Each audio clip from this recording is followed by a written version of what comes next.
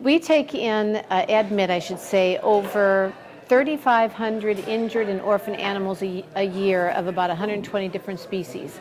And those animals come to us from the public. Like you, if you find a little animal that hits your window, a little bird, or something that's been hit by a car, we're the place that takes them and rehabilitates them and then puts them back out to the wild where they belong. We're just like human health care. We're here 365 days a year. But, you know, if you've got something that is tiny, that comes in that's just a couple of hours old or just a couple of days old, it does require, you know, pretty intensive care, and you know, it always is better if that's from the same person. We cannot take skunks and we cannot take venomous snakes or bats. Everything else we take, about 120 different species. Our goal is to have 1/3 of the funds that come into Walden's Puddle from our partnerships and our own work in terms of selling items, cards, and books about our animal ambassadors, for example. 1/3 coming from our donors and 1/3 coming from grants. So we're working on that, and hopefully we'll get there, and we want to be very proactive. Just like I have been as the CEO, I've been very proactive in terms of structuring the organization where people are involved with Walden's Puddle doing a job that would normally get paid, and therefore we save all of this money because we're doing the jobs for free, such as myself. It's an in-kind position. So 92+% of all the money that comes into Walden's Puddle actually goes right to the mission, the animals. And that's kind of unheard of in nonprofit land. Yeah, all birds of prey, birds in general, are protected under the federal statutes, the Migratory Bird Act. And turtles that are non-releasable, again, if we don't know where they came from, we can't release them. And unfortunately, even though it's illegal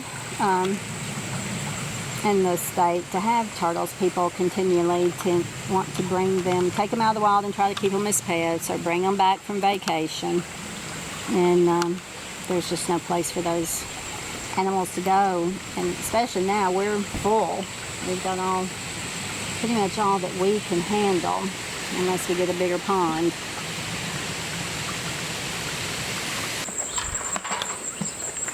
I don't know. So she was electrocuted. I know. So she had,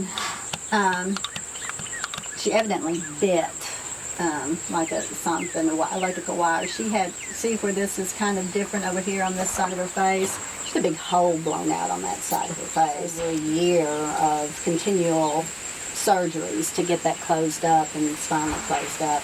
And then where the exit wound, the exit of the electricity, blew out the tendons on one of her wrists and blew out all, so she's not flighted.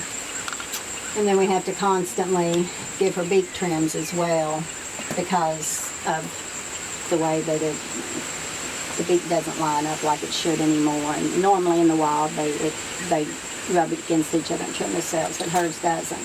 And we still are doing the fire recovery benefit, which will be November 9th. So we'd like to invite the public to come. It's going to be a free event to give as you can, and it'll be at the Sound Kitchen Recording Studio in Franklin, Tennessee. Wonderful event. We'll have our animal ambassadors there doing a program. They'll be standing on the arms of our educators, and wonderful food and drink and silent auctions. So everyone's invited. That's our benefit for the fire recovery. I guess it's the fact that there's nowhere else for these animals to go. If they didn't come here, they would die. You know, and the truth is, not everything has a happy ending, you know, but on those days, you look around at everybody that's alive because you showed up today.